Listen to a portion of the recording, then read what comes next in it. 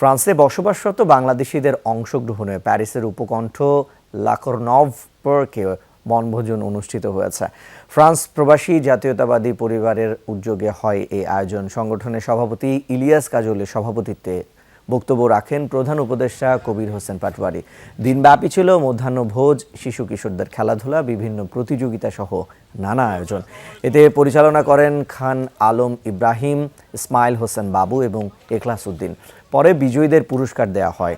পুরস্কার বিতরণী অনুষ্ঠানে উপস্থিত ছিলেন ফ্রান্স শাখা বিএনপির সিনিয়র সহ সভাপতি HMA রহিম, সহসভাপতি রুহুল আমিন আবদুল্লাহ, সহসভাপতি মাহবুবুল আলম রাঙা, যুগ্ম সাধারণ সম্পাদক রেজাউল করিম সহ অনেকে।